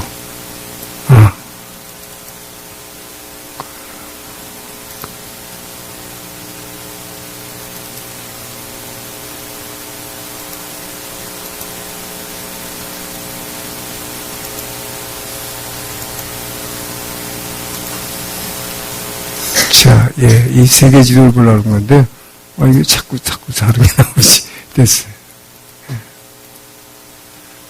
오케이. 지금, 여기 이스라엘이 나오는 게 아니라, 지금. 자, 이 당시, 이 러시아죠. 이 러시아입니다. 러시아하고 지금 일본이죠. 일본이 지금 러시아에다가 이제 선전포고를 하고 전쟁을 하려고 그래요. 왜요? 여기 조선을 정복하기 위한 것입니다. 중국은 이미 이겼어요. 근데 이 러시아와 일본의 전쟁에 있어서 러시아의 가장 큰 군대 세력은 해군력이었습니다. 러시아의 제일 강한 해군이 여기에 있는 블랙시 플리트라고 해가지고 흑해라고 그러죠. 블랙시, 그야말로 흑해, 검은 바다. 이 흑해의 블랙시 플리트가 러시아의 당시 최강의 해군이었습니다. 영국 해군 다음으로 가장 큰 해군이었습니다. 러시아가 그 당시 공산주의 혁명이 막 일어날 직전이었기 때문에 굉장히 나라가 약했지만 그럼에도 불구하고 이 흑해 블랙시 플리트 흑해 함대는 강력한 함대였습니다. 자, 이것을 상대로 일본의 해군이 전쟁을 하는 것이 러일 일러 전쟁이라는 것은. 자, 그런데 이 흑해 함대가 일본하고 전쟁을 하기 위해서는 어떻게, 일본이 지금 선전포고를 했으니까 어떻게 이 흑해 함대가 와야 되겠죠. 전쟁을 하기 위해서 와야 되는데 지금 여기 가려졌지만 이렇게 보면 수에즈 운하를 여기가 통과해야 돼요. 그지? 에집트의 수에즈 운하를 통과하면 바로 이렇게 해서 바로 올 수 있죠. 그죠? 이렇게 하면 한 두세 달이면 올 수 있습니다. 자, 그래서 일본이 한 것이 수에즈 운하를 누가 관리해요? 영국이 관리하죠. 영국이 운하를 만들었죠. 그래서 당시 이 영국과 일본이 1902년에 영일동맹이라는 걸 맺습니다. 영일동맹. 영국은 일본이 이 아시아 지역에서 전쟁하는 것에서 일체 돕지 않는다. 어느 나라도 돕지 않는다. 일본의 중립을 지킨다. 하는 협약을 받아냈습니다. 그 협약을 받아냈기 때문에 뭡니까? 러시아 함대가 스웨즈 운하를 통과하는 것을 막은 거죠. 전쟁이 일어나면 일본을 돕게 되어 있기 때문에. 그러니까 이 스웨즈 운하를 막아버리니까 이 북해 함대가 어떻게 해야 돼? 아프리카 데리고 뺑 돌아서 이 사우스 아프리카를 통해서 돌아와야 됐습니다. 이걸 돌아오려니까 6개월이 걸렸습니다.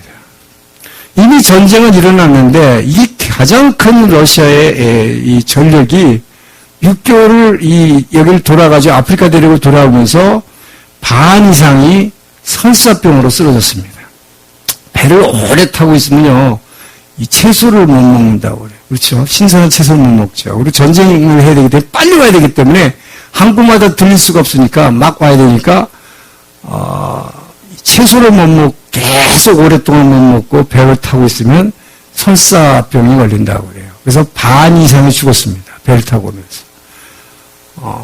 그래서 이들이 이 일본 해협 근처에 왔을 때는 이미 대마도를 통과할 무렵에는 러시아 함대의 3분의 2가 모든 해군들이 다 쓰러져 버렸어요. 뭐로 쓰러졌어요? 설사병. 자, 그래서 일본이 만들어낸 유명한 설사약이 있습니다. 세로캉. 왜 세로캉입니까? 러시아어 세후쿠스루 구슬이에요. 그게 게리노 구슬이 됐어. 이것이 지금 이 전쟁의 목표는 뭡니까? 단 하나. 조선을 정복하기 위한 것입니다. 오직 조선을 정복하기 위한 전쟁입니다. 이것을 위해서 일본은 청나라와 전쟁을 해서 이겼고 이제 러시아하고 전쟁하는데 영국과 동맹을 맺어서 여기를 쳐들어오는데 중요한 것은 뭐냐? 당시 고종황제가 언더우드를 통해서 또 민비가 죽기 전에 미국을 굉장히 좋아했기 때문에 잽싸게 미국과도 동맹을 맺었습니다. 미국은 일본이 이 지역에서 전쟁 일으킬 때 절대로 다른 나라를 돕지 않는다. 최소한 중립을 보장한다. 그래서 미국은 고종황제가 그렇게 민비를 통해서 이게 도와달라고 했는데 아주 냉담하게 미국은 거절했습니다. 그래서 이 조선은 당시에 어느 나라에도 손을 버렸지만 도움을 받을 수 있는 나라가 없었습니다.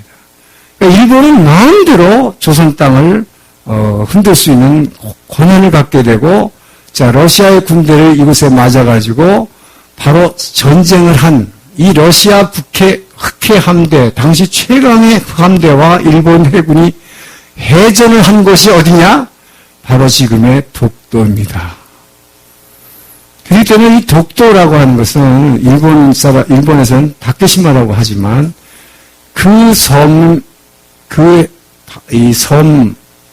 이 해역에서 전쟁을 한 거예요.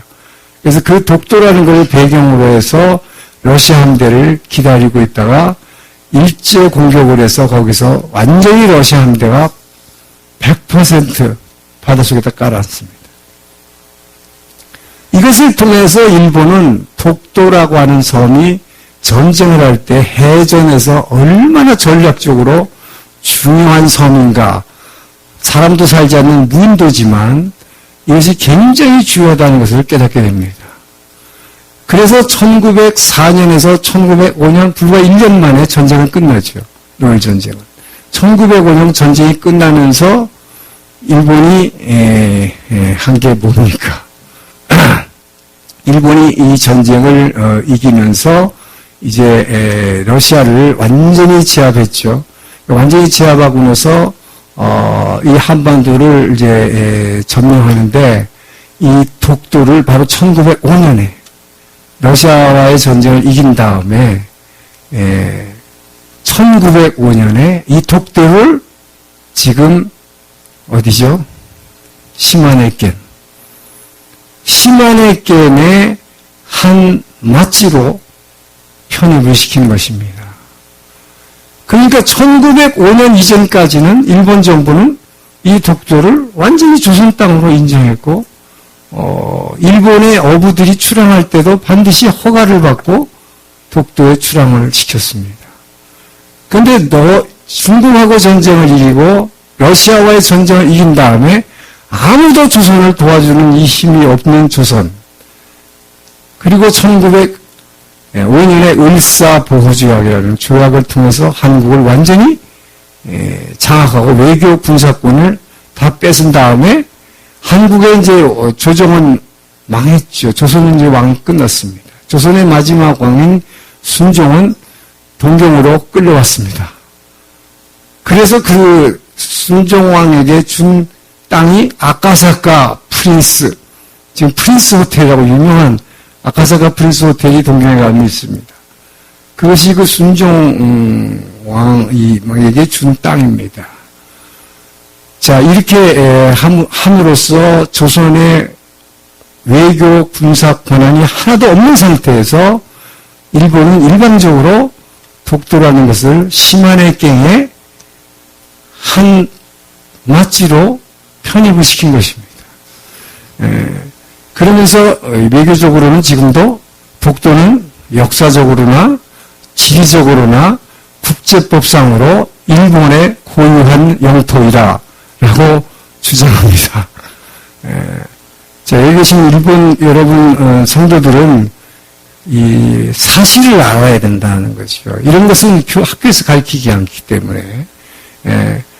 자, 그런 역사적 이런 배경이 있는 가운데에서 한국인들이 그 문제를 얘기하면 어떤 감정을 가질까? 왜 그렇게 막 확 올라오는 것일까? 그래서 알 필요가 있다 하는 것이에요. 그래서 제가 여러분들에게 최소한 이런 역사적인 사실은 우리가 서로 알고 있어야 됩니다. 저는 그래서 감사하는 게 있어요. 이런 사실을 다 알고 있으면 제가 일본에 대해서 좋은 감정을 가질 수가 없겠죠. 근데 제가 감사한 것은 하나님께서 저를 외교관이라고 하는 나라와 나라, 민족이 민족을 화해시키는 그런 직업을 주신 것을 참 감사해요. 그래서 저는 이 젊은 시절에 일본하고 외교를 하면서 바로 이런 과거의 역사들 서로가 외교관들끼리는 다 알고 있습니다.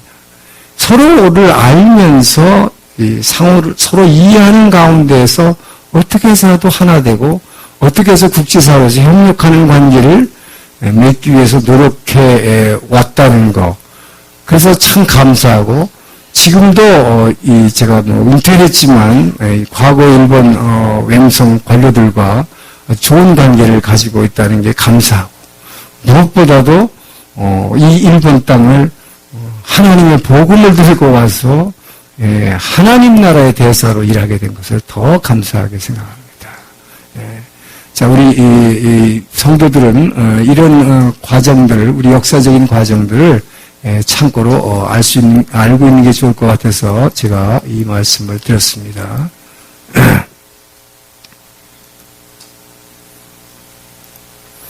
자, 이것이 이제 세 번째 왕의 이야기, 유다의 세 번째 왕의 이야기겠죠. 자, 이것을 한번 이게 정리한 것이 이 그림입니다. 지금 북쪽과 남쪽이 분열되고 나서 서로 지금 경쟁 시대라고 그랬대. 경쟁 시대라기보다는 전쟁 시대죠. 경쟁보다는 전쟁하는 시대입니다. 그래서 지금 북쪽에는 여로보암이 길로 행했고 왕들이 지금 나옵니다만은 북쪽에 있는 이 초대 왕 여로보암의 길을 기억하기 위해서 여로보암은 꼭 기억해야 됩니다. 그러나 그 이하의 왕들은 기억할 필요가 없다. 그러나 남쪽은 초대왕 르호보암 얘기를 했고 조금 전에 아비야 두 번째 왕 아비야도 이 성경 이야기를 알고 있었기 때문에, 하나님을 아는 지식 때문에 다윗 언약을 기억하고 북쪽을 물리쳤고, 아사 왕도 바로 이 다윗의 솔로몬의 기도, 이 기도로 물리쳤지만 결국은 이 두 사람, 지금 1, 2, 3대 왕이 다 처음엔 좀 잘하려고 하다가 다 실패하는 것을 보게 됩니다. 아사는 특히 기도로 물리쳤지만, 두 번째 북쪽에 북이스라엘이 이렇게 전쟁을 걸어왔더니 이때는 뭐예요? 아람이라고 하는 뒤에 나라에다가 뇌물을 바치고 도움을 요청하는 것 때문에 하나님께 버림받는 이런 일을 당했다. 그래서 결국 아직까지도 보면 뭡니까? 전쟁은 북쪽하고 계속 남북 간에 전쟁을 하지만 아무 이것이 소용이 없는, 도움 없는 전쟁을 지금 하고 있었다 하는 것을 우리는 알 수가 있죠. 자, 그리고 나서 이제 그 다음 남북 화해 시대로 들어갑니다.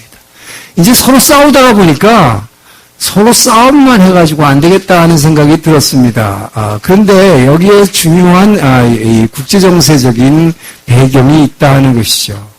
자, 이 네 번째 왕인 여호사밧, 이 여호사밧은 바로 유다 왕들 중에서 아주 신앙이 좋은, 아주 좋은 평가를 받는 왕으로 나옵니다. 아사 왕도 좋은 왕으로 등장하지만 여호사밧은 더 좋은 왕으로 등장하는데, 과연 여호사밧이 진짜 신앙이 좋은 사람이라고 평가할 수 있을까? 저는 굉장히 여호사밧에 대해서 좋은 평가를 도저히 내릴 수 없는 사람입니다. 근데 성경은 여호사밧을 굉장히 칭찬합니다. 근데 처음에 칭찬하지만 엄청난 이 사람이 죄를 짓게 되는 것을 보게 됩니다. 자, 그런데 여기서 우리가 봐야 될 게 있어요. 자, 남북 화해 시대라 하면 이 여호사밧이라는 사람이 자기의 지금 이 두 아들들과 그 다음에 이제 북쪽에 남북 화해인데 북쪽에 누구하고 화해하느냐 하는 게 중요해요. 자, 북쪽에 이 오므리 왕조라는 게 탄생하는데, 자, 이 오므리 왕이 북이스라엘에서는 중요한 왕입니다. 그러니까 여로보암 초대왕, 그러니까 여로보암의 길 때문에 알아야 되지만 오므리 왕조를 세운 사람이 오므리예요. 자, 먼저 이 시므리라는 왕이 북쪽에는 계속 구태타 있었다고 그랬죠. 시므리라는 왕이 엘라라는 왕의 군대 장관이었는데, 이 군대 장관이 엘라라는 왕을 암살해버립니다. 암살했다는 소식을 듣고 오므리는 원래는 남쪽 이 블레셋을 갖다가 제압하기 위해서 파견된 블레셋 수비대장, 블레셋을 막기 위한 수비대장으로 남쪽에 가 있었어요. 근데 이 오므리에게는 엄청난 군사가 있었습니다. 근데 오므리가 이 시므리 군대 장관이 반역을 일으켰다는 소리를 듣고 돌아와서 이 시므리를 갖다가 제압을 해버리죠. 그랬더니 이 시므리는 자기가 세력이 너무 적기 때문에 질 것을 이미 예견하고 그 당시 수도였던 디르사 성을 불을 지르고 자살해버립니다. 결국 이 쿠데타는 일주일 만에 끝납니다. 그래서 결국 이 오므리 왕이 등장하면서 이 오므리 왕의 아들인 아합 왕, 이제 이 아합 왕과의 이 여호사밧이 이 아합 왕과 결혼 동맹을 맺음으로써 이제 문제가 일어난다 하는 거예요. 이 화해 시대라는 말은 이 전쟁을 안 했다는 얘기지, 이건 아주 유다의 역사에 있어서 가장 나빴던 시기라고 할 수 있습니다. 영적으로 보면 이 아합 왕조를 갖다 하고 결혼 동맹을 함으로써 이 말하자면 다윗 왕이 나와야 할, 다윗의 자손으로 오실 이 예수님이 오셔야 될 이 말하자면 다윗의 가계부죠, 족보에 엄청난 위기를 가져온다 하는 것이죠. 자, 이것을 이제 뒤에서 이제 살펴보기로 합니다. 자, 남북 화해 시대라고 하지만 좋게 말해서 이것은 세상적인 용어로 화해 시대예요. 이것은 결혼 동맹으로 인한 엄청난 영적인 위기의 시대가 된다 하는 것이죠. 자, 이 유다의 여호사밧이라는 네 번째 왕, 자, 이 사람이 보세요. 이 사람이 이 오므리 왕이 북쪽의 이스라엘에서 이제 엄청난 세력을 갖게 되면서 왕조를 가지면서 이 오므리가 자기 아들 아합과 자기 아들 아합이 아니라 이 오므리라는 사람이 먼저 중요한 게 있어요. 이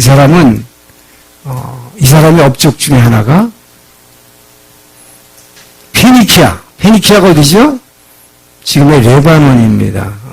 무역을 잘하는 레바논. 거기에 두로와 시돈. 이 시돈의 공주 이세벨. 그 이세벨이 누구죠? 바로 이 아합의 아내가 되는. 이 시돈의 공주라는 말 자체가 굉장히 중요한 의미를 갖죠. 이세벨. 시돈이라고 하는 것은 성경에서 두로 시돈이 나온 뭐예요? 바알 우상을 섬기는 곳입니다. 말하자면 당시에 바알 우상을 섬기는 본산지가 두로와 시돈이에요. 그래서 예수님께서 무슨 얘기를 할 때 뭐라고 해요? 내가 이 이적을 두로와 시돈에서 행하였더라면 그들은 벌써 무릎 꿇고 회개했을까? 그 얘기는 뭐예요? 당시에 가장 이스라엘 백성이 영적으로 나쁘다고 생각하는 곳이 두로와 시돈이에요. 그것은 바알 우상의 본거지. 그 본거지의 공주와 이 오므리 왕조를 창설하면서 자기 아들 아합을 결혼시킨다는 것입니다. 이것으로 인해서 북이스라엘은 이미 여로보암의 길로 행해서 하나님으로부터 떠나서 금송아지 우상을 섬기고 있었는데 불구하고 거기다 더 불을 지른 거예요. 불난데 기름을 부은 거죠. 그게 뭐예요? 바알 종교를 아주 본격적으로 이스라엘 북쪽에다가 들어오게 됐고 이것을 국교화하는.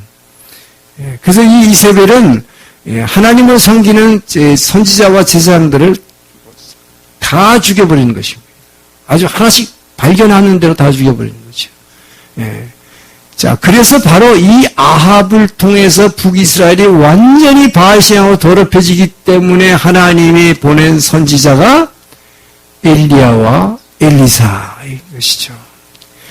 자, 여기서 얼마나 지금 이 여호사밧을 우리는 좋은 왕이라고 보기가 힘들다고 하는 이유가 하나님은 이 엘리야와 엘리사를 통해서 엘리야와 엘리사가 열왕기서의 상의 후반부를 전부 장식합니다. 열왕기상 17장부터 31장까지 얼마나 긴 이야기가 나와요. 열왕기 하로 가면서 엘리사의 이야기로 열왕기 하의 시작 부분은 엄청난 이야기를 많이 하고 있습니다. 이 이야기는 뭘까요? 성경에 이렇게 많은 이야기를 이 두 왕들의 이야기 가운데 두 선지자 엘리야와 엘리사의 이야기를 하는 건 뭐예요? 목적은 단 하나입니다. 북이스라엘에서 이 아합 왕조를 멸하려고 이들을 멸하기 위해서 지금 하나님이 싸우고 계신데 선지자를 통해서 남쪽에 세운 여호사밧이라는 허울 좋은 왕은 동족을 더 사랑하는 거예요, 하나님보다. 뭡니까? 지금 아람이라고 하는 외적이 우리를 이제 공격하기 시작하는데 커지는데 우리가 지금 우리끼리만 싸우고 남북이 싸우고 되겠냐? 우리 빨리 우리끼리 동맹 맺어가지고 외적에 대항하자. 겉으로 보면 참 좋죠. 정치적으로는 참 옳은 얘기. 그러나 영적으로 볼 때는 이건 엄청나게 하나님의 뜻에 반하는 일입니다. 지금 하나님은 엘리야와 엘리사라는 두 선지자를 통해서 이 아합 왕조를 없애기 위해서 엄청난 영적 전쟁을 벌이고 있는 때에 이 여호사밧이라는 믿음의 사람이라는 사람이 어떻게 하느냐? 이 아합 왕과 똑같은 결혼 동맹을 맺는 것입니다. 말하자면 이 오므리가 두로와 시돈의 공주인 이세벨을 데려와서 자기 아들과 결혼시켰듯이 여호사밧은 자기의 아들 여호람을 누구에게 장가를 보냅니까? 이세벨의 이 아합과 이세벨에서 난 딸 이게 뭐예요? 아달랴. 이 아달랴가 나중에 쿠데타를 일으켜서 유다의 왕이 됩니다. 그러니 이 유다의 왕이 된다는 얘기는 뭐예요? 다윗의 자손으로 올 예수의 그 족보를 이 여인이 가로채버린다는 거예요. 이 사단의 엄청난 전략의 안에 들어가 있는 것입니다. 메시아가 오지 못하게 하려는.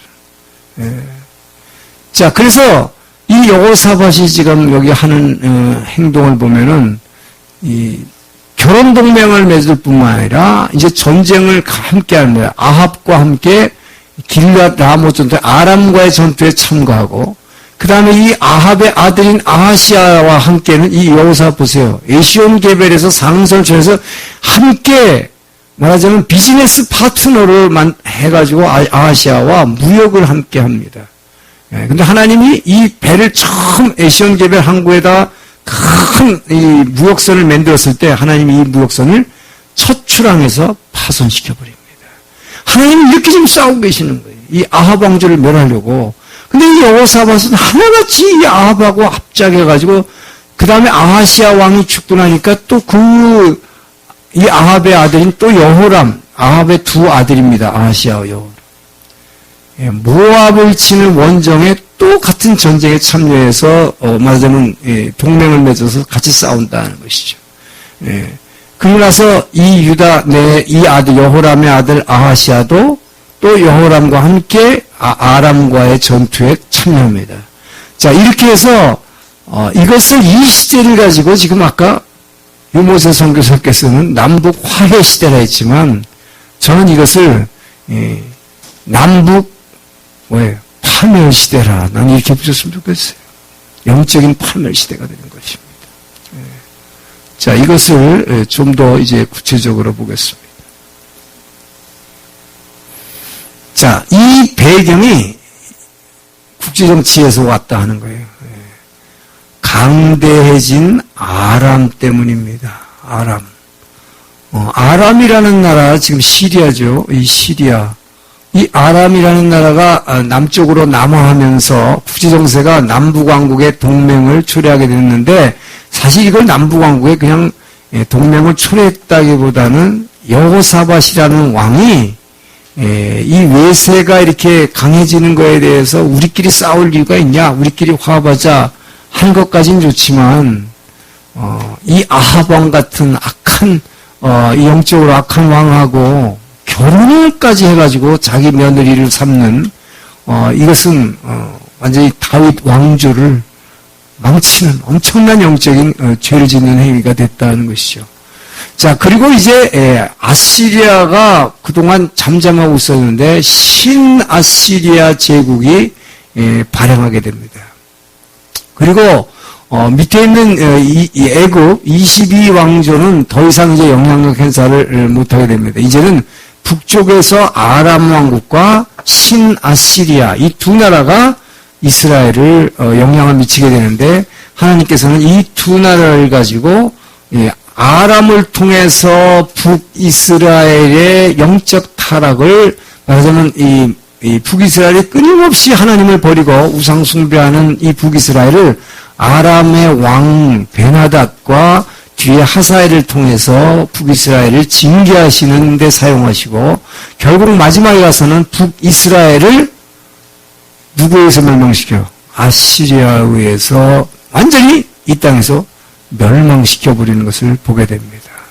이때 에집트는 아직 힘을 쓰지 못하고 있다는 것이죠. 자, 그래서 이 당시 이제 아수르와 아시리아를 보게 됩니다. 자, 이 비트 아디디라 하는 것이 이것이 아람이에요. 아람 시리아입니다. 바로 아까 이 밑에 유다의 아사 왕이 여기 아람 왕에게 뇌물 바쳐가지고 지금 북쪽 이스라엘을 치라고 했던 이 아람입니다.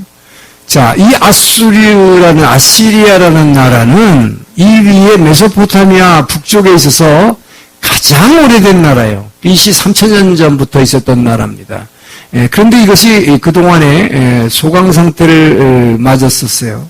그 소강 아시리아가 그동안 팽창하지 못한 이유가 있습니다. 그것은 바로 이 아람이 점점 커가면서 아시리아가 저쪽 지중해 쪽으로 나가는 것을 막고 있었기 때문입니다. 거기다가 북쪽에 있는 산악민족인 우라르트라고 하는 산악족속이 끊임없이 아수르를 침공해왔습니다. 그러니까 이 안에서 이거 막아내려고 정신이 없었고 또 남쪽에 있는 바벨론도 계속해서 아수르를 건드립니다. 그래서 이 아수르가 그동안 한 몇백 년 동안을 잠잠하고 바깥으로 나올 수 없게 이렇게 가둬놔 있었어요. 그런데 이 아수르가 이제 기지개를 펴면서 신아시리아로 등장하게 된다 하는 것이죠. 예. 신아시리아로 등장하면서 처음에 요만큼이었던 아수르가 이렇게 커지고 나중에 이 검은 이 전체를 지배하게 된 엄청난 큰 신아수르가 등장을 하게 된다는 것이죠.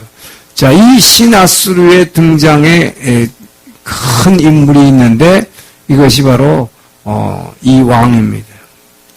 이 아수르 나시르팔 2세라고 하는, 자, 여러분이 아수르가 결국 이 아시리아가 북이스라엘을 멸망시키죠. 이 지구상에서 완전히 없어버리면 이 아주 강대국이 등장하는데, 이 아수르라는 나라에 대해서 좀 여러분 알아야 될 것은, 이 아수르는 아까 있었던 아람이라든지 바벨론이라든지 애굽이라든지 이런 나라하고 좀 달라요. 이 아수르 나시르팔 2세라는 이 왕에 의해서 이 아수르라는 나라는 처음부터 끝까지 하나의 군사 조직입니다. 이것은 나라는 나라인데 완전히 한 나라가 군사 조직으로 움직이는 나라예요. 군사 명령으로 움직이고 모두가 다 군인이에요. 세상에 이런 나라가 없어요. 모두가 다 군인이다. 군대 조직에 의해서 움직이는 나라다. 그냥 단순한 군사 정권이 아니라 나라 전체가 바로 군대 조직이다 하는 것입니다. 그래서 이 아수르는 이름이 수도가 아수르예요. 그 수도가 아수르면서 아수르의 신도 아수르입니다. 이 아수르의 신이 무슨 신이냐? 전쟁 신이에요. 그렇기 때문에 이 아수르의 이 왕은 이 신 아수르를 갖다가 이렇게 부흥시키면서 매년 전쟁하는 걸 원칙으로 삽니다. 매년 전쟁을 하는 이유가 뭐냐? 아수르 신을 기쁘게 하기 위해서. 저와 여러분이 하나님을 기쁘게 하기 위해서 예배드려야 하는 것처럼 이 아수르의 왕은 매년 어떤 나라든 쳐들어가야 돼요. 이런데 걸린 거예요, 북이스라엘이. 그런데 바알, 우상 섬기고 별짓 다 하고 앉았으니, 얼마나 하나님 위에서 보고 있으면 얼마나 어리석겠어요? 얼마나 우습겠어요, 지금. 예? 이런 나라가 지금 일어나고 있는데, 딴짓하고 앉아있다. 그래서 이 아수르 나시르팔 2세라는 사람이 이 공포정치 체제를 만들어냈고, 바로 예수님을 로마에서 십자가에 처형한 십자가의 사람을 못을 박아서 죽이는 가장 극형을 만들어낸 장본인입니다. 이 사람이 십자가형을 만들어냈다고 그래요. 역사적으로. 그러니까 인간을 가장 잔인하게 죽이는 방법, 이 사람이 공헌해낸 거죠. 이 사람은 공포정치로 유명한 사람이에요. 그래서 어떤 나라를 점령할 때 처음에는 포위합니다. 그래가지고 항복을 권유합니다. 그래놓고 그 나라의 신을 비방합니다. 나중에 이제 보세요. 이 아수르가 북이스라엘 망가뜨린 다음에 남유다의 히스기야 왕 때 예루살렘을 포위하고서 하는 그 모양새가 지금 또 그 전략이에요. 예루살렘을 포위한 다음에 그들의 신인 여호와 하나님을 저주하죠. 그리고 자기네들의 신이 최고라, 아수르 신이 최고라 그러면서 항복하라고 합니다. 항복하지 않으면 어떡하느냐?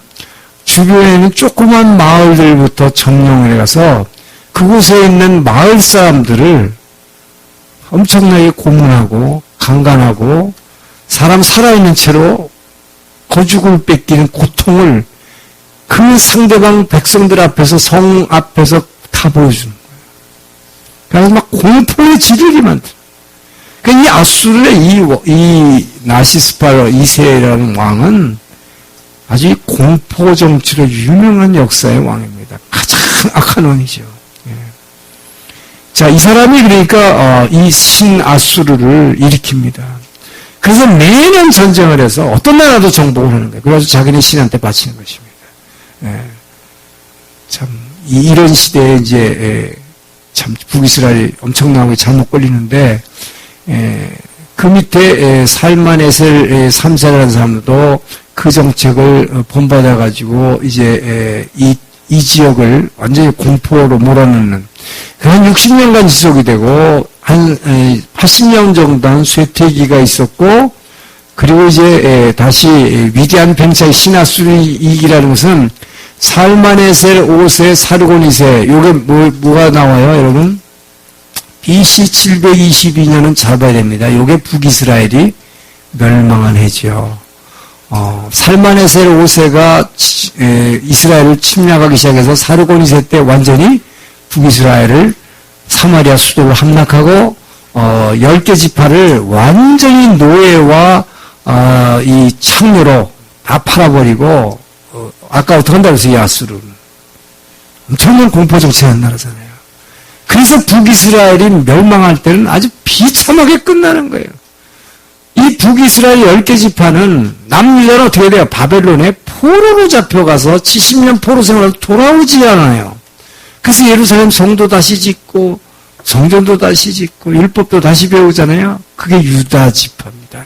유다 왕, 유다 지파의 다윗 언약을 지키시는 하나님이죠. 네, 남은 북이스라엘의 10개 지파는 어떻게 돼요? 이 아수르한테 걸려가지고 그야말로 뼈도 못 추리고 뼈도 못 추리고 완전히 이 역사상에서 사라져버린 거예요. 그러니까 엄청나게 정말 잘못 걸린 데다가 이제 그러고 나서 어떻게 해요? 남쪽 유다까지도 이제 침략하는 게 바로 밑에 있는 산헤립. 요게 이 히스기야 왕 때 유다를 침략하는 왕이 되죠. 그래서 아까 이 시대를 갖다가 아수르 정복기라고 하는데 정복기는 아니다. 제가 그렇죠. 이건 완전히 정복한 게 아니라 침략하는 시기다. 자, 이제 오므리의 발음이라는 것은 북이스라엘 이야기를 지금 하려고 하는데 이것은 아까 이미 제가 대충 얘기한 대로예요.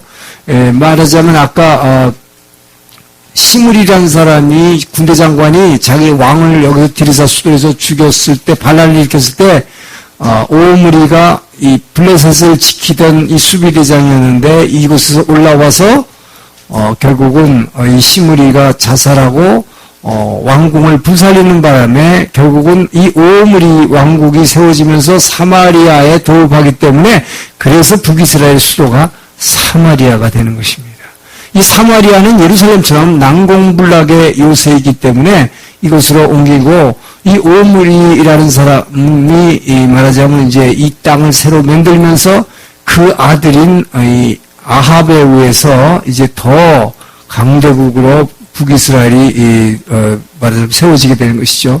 근데 이 아합 왕이라는 사람이 영적으로는 아주 악한 왕이지만 바로 뭐예요? 자기 아버지가 페니키아의 이 두로의 왕과 결혼 동맹으로 두로의 공주인 이세벨과 아합이 결혼시킴으로 말미암아 이 땅을 완전히 이 북이스라엘 땅을 이 이스라엘 땅을 바알 우상을 섬기는 더러운 나라로 만들어버렸지만 이 사람은 세상 정치적으로는 아합은 아주 성공한 왕으로 역사책에 기록됩니다. 이 아합은 이 아람과의 전쟁을 하는데 이제 이 아람이 커졌다고 했죠. 다메섹을 수도로 하는 아람이 2번이나 쳐들어옵니다. 자, 1차 전투 사마리아로 침공하는데 이 사마리아로 침공할 때 하나님께서 아합을 도와주세요.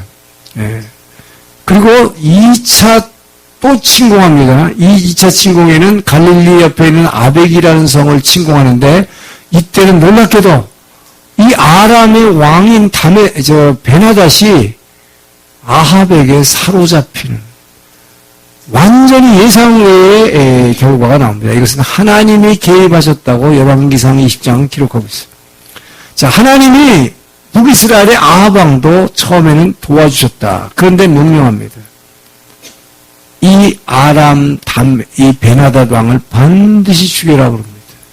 그런데 생포했는데도 불구하고 살려줘서 돌려보내요. 그 참 이상하죠? 왜 그럴까요? 공명심. 내가 얼마나 대단한 왕인가 하는 것이죠. 저 강대국인 아람의 왕을 내가 생포했지만 너네가 안 죽인다. 너 나 같은 거 안 죽여도 내가 얼마든지 이길 수 있다고 돌려보내는데 그러고 나서 3년 후에 이 베나닷이 쳐들어와서 길앗 야베스에 아합이 갔다가 결국 여기서 베나다에게 죽죠. 자, 이렇게 하나님이 이 아합왕을 결국 여기서 이제 없애시는데, 이 아합왕은 이렇게 없어지는 게 아니라 실제로는 뭡니까? 엘리야와 엘리사의 피눈물 나는 투쟁이 이 뒤에 기다리고 있다는 것이죠. 자, 엘리야 이야기는 이제 뒤에 나옵니다만은, 여기서 이 아합이 성경에 나오지 않는 하나의 역사가 이 세상 역사책에 기록된 하나의 큰 전투가 있었습니다. 이것은 이 아수르가 아까 이렇게 무시무시한 이 아수르라고 그랬죠. 이 아수르가 이 아람을 통과해가지고 지금 여기 페니키아, 레바논, 그 다음에 이스라엘, 그 다음에 이 아람, 여기를 전부 제패하기 위해서 카르카르라고 하는 곳으로 진격을 해옵니다. 이때에 놀랍게도 이 아람과 페니키아와 이스라엘은 3개국이 동맹을 맺어서 이 대국 아수르와에 대항을 하는데, 이때 누가 가장 전공을 세우냐? 아합 왕이. 북이스라엘의 조그만 변방의 작은 왕이지만 이 군대를 데리고 가서 이 아수르 왕을 이 카르카르 전투에서 물리칩니다. 그런데요, 놀라운 것은 여기서 물리치죠. 그러니까 이 아수르의 이 엄청난 대적을 물리쳤다 하는 승전 기쁨에 잠시 잠겨 있을 때에, 자, 이렇게 큰 나라가 쳐들어왔을 때 아까 뭐랬어요? 아람과 페니키아와 이스라엘, 아합이 동맹을